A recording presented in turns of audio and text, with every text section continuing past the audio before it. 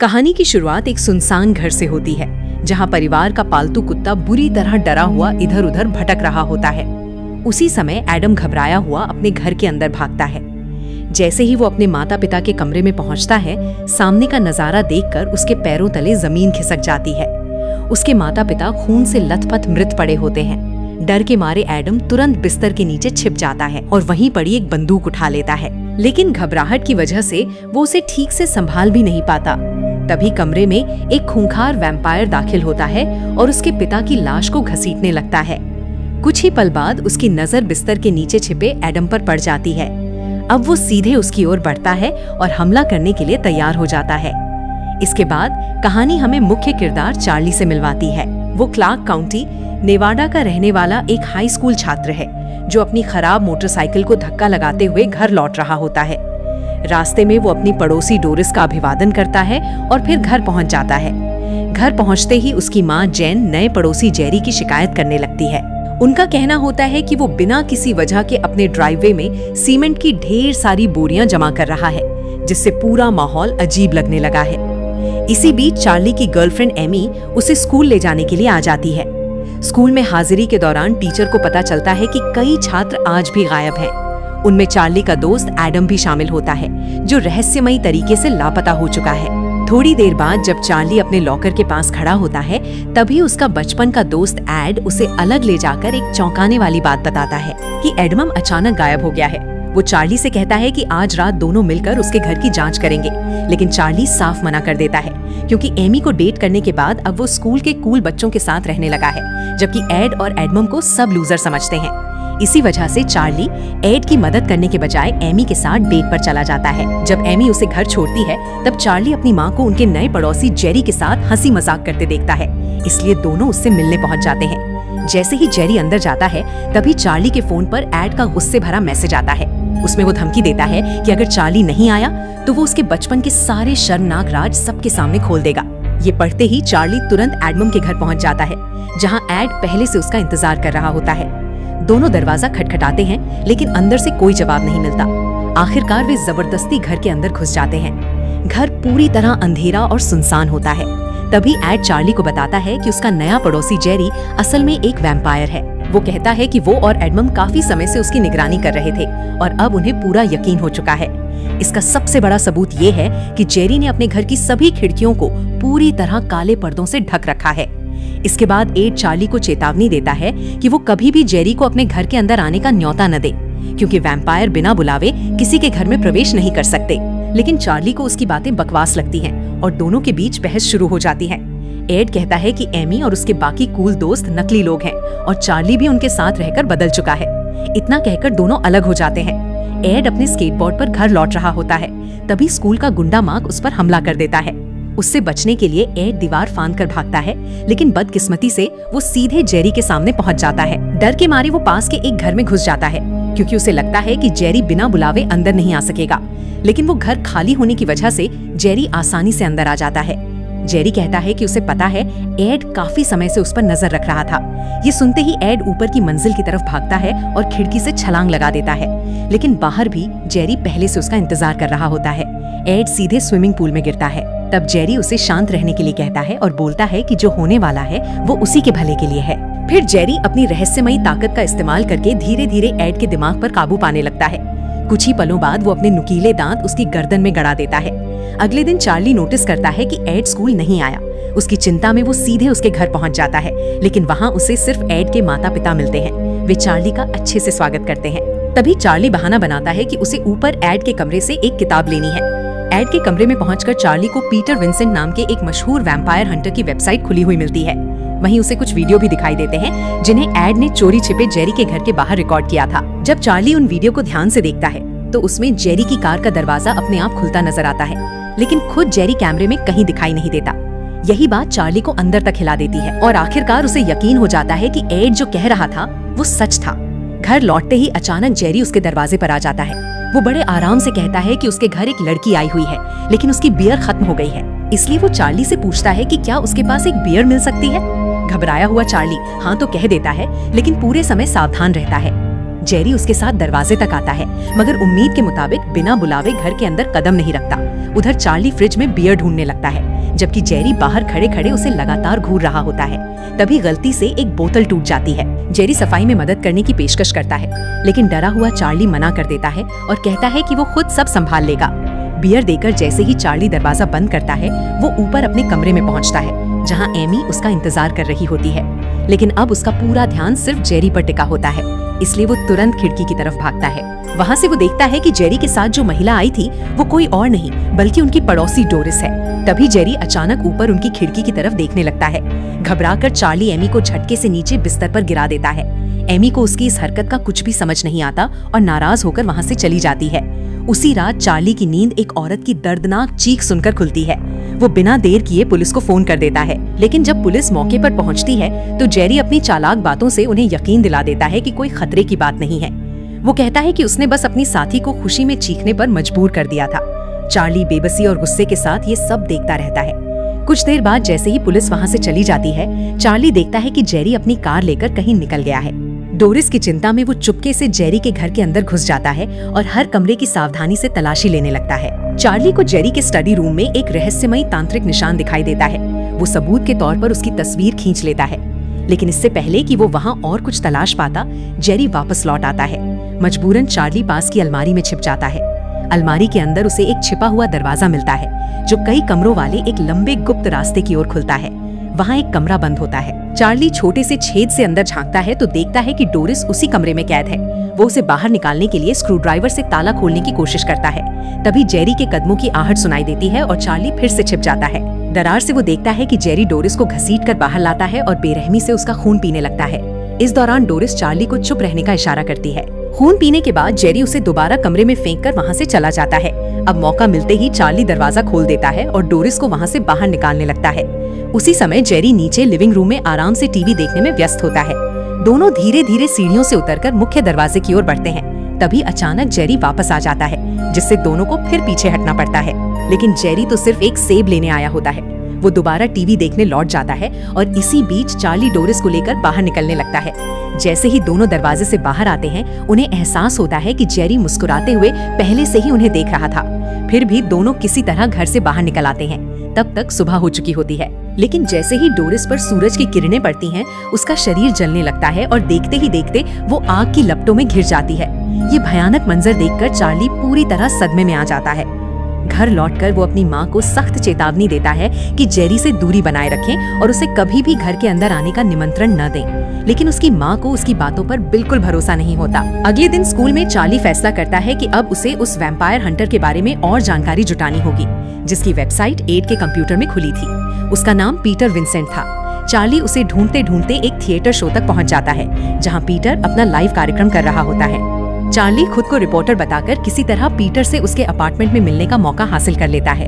वहां पहुंचकर वो देखता है कि पूरा घर तरह तरह के अलौकिक जीवों का शिकार करने वाले हथियारों और अजीबोगरीब चीजों से भरा पड़ा है। लेकिन जैसे ही चार्ली उससे पूछता है कि किसी वैम्पायर को कैसे मारा जा सकता है और जेरी के घर से मिली उस रहस्यमयी निशानी की तस्वीर दिखाता है, पीटर उसे सनकी समझकर अपने घर से बाहर निकाल देता है।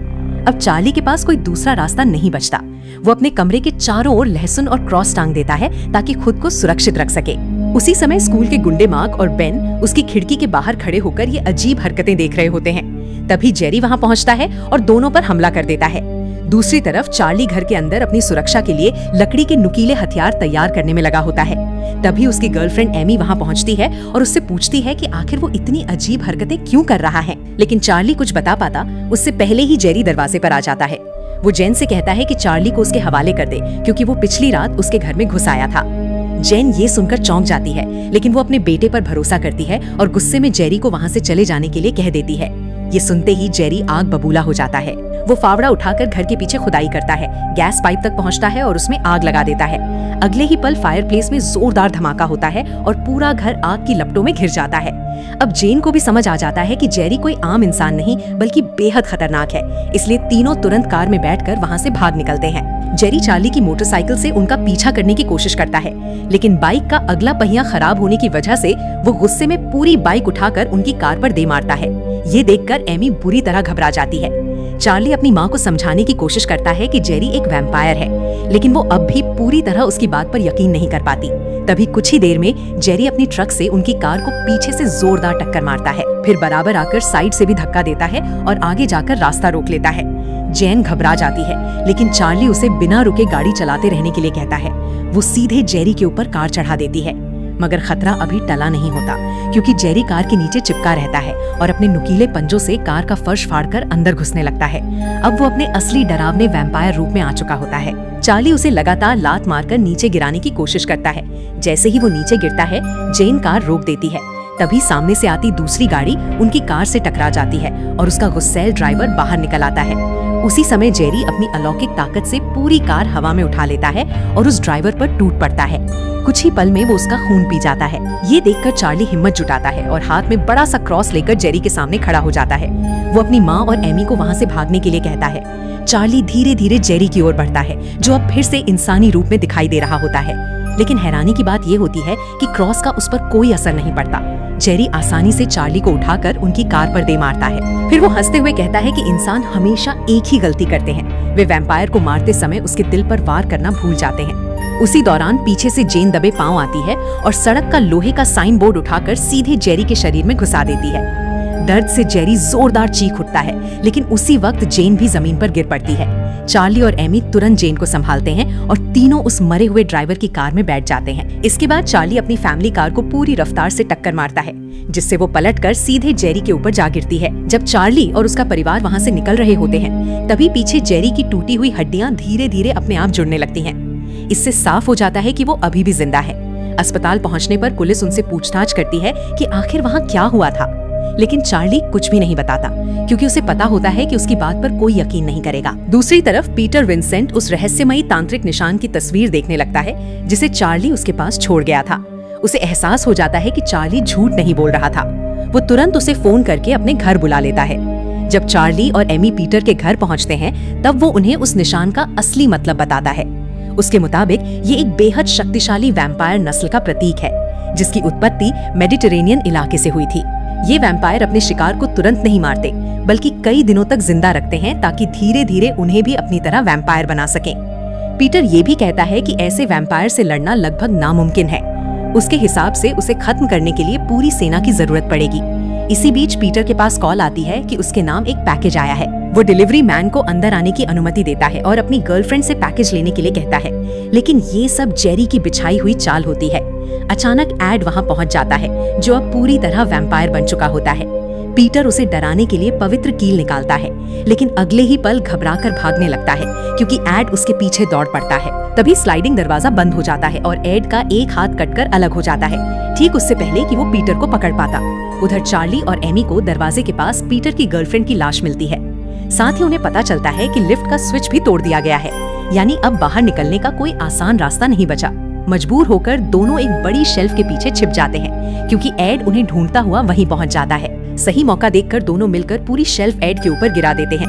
तभी चार्ली पास पड़ी तलवार उठा लेता है और एमी को सुरक्षित जगह पर जाने के लिए कहता है, लेकिन एड पलटवार करते हुए चार्ली का गला पकड़ लेता है और उसे कमरे के दूसरे कोने में फेंक देता है। चार्ली फिर भी हार नहीं मानता। वो उठकर दीवार पर टंगी कुल्हाड़ी उठा लेता है। अब दोनों आमने सामने खड़े होते हैं। चार्ली पूरी ताकत से कुल्हाड़ी घुमाता है और आखिरकार वो एड की गर्दन में जा धंसती है। दूसरी तरफ एमी अपनी सुरक्षा के लिए बंदूक में चांदी की गोलियां भर रही होती हैं। तभी जेरी वहां पहुंच जाता है।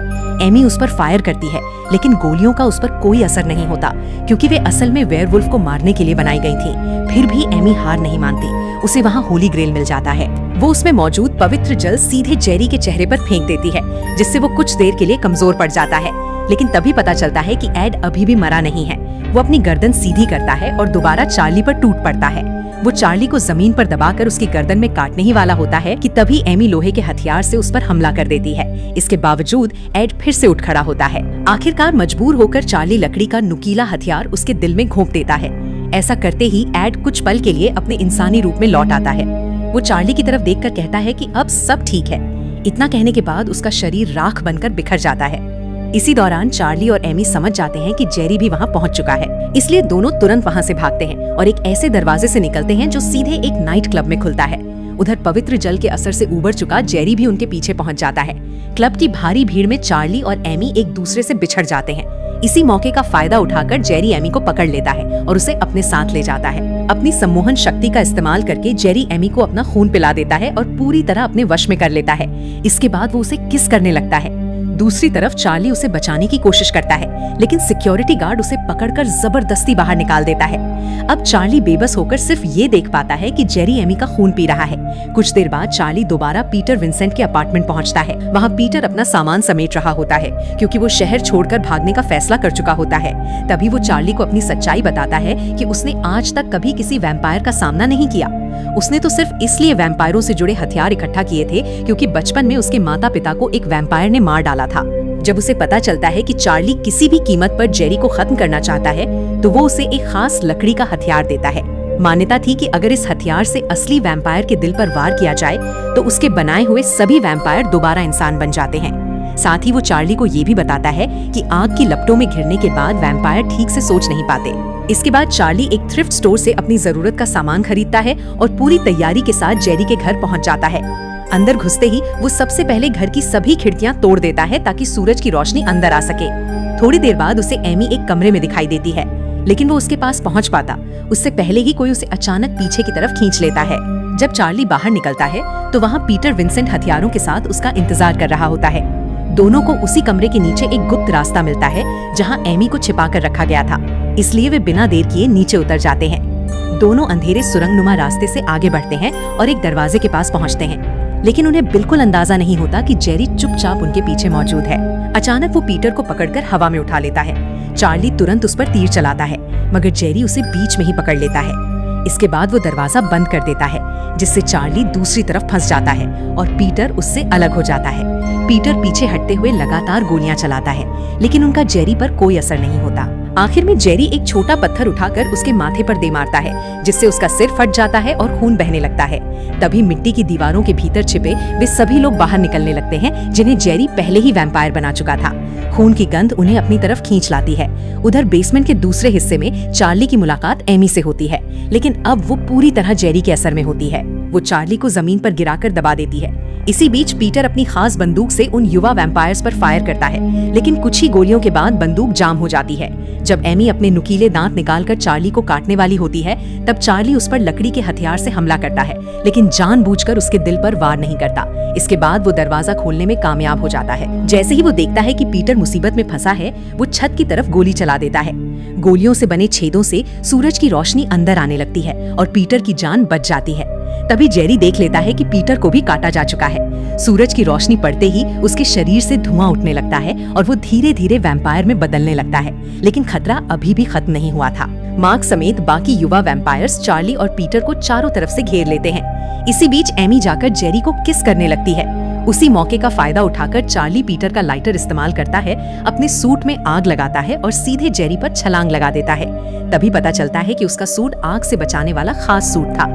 जेरी दर्द से बुरी तरह चीखने लगता है, जबकि चार्ली उसे मजबूती से पकड़े रहता है। इसी दौरान छत का बड़ा हिस्सा टूट जाता है और तेज सूरज की रोशनी पूरे बेसमेंट में फैल जाती है।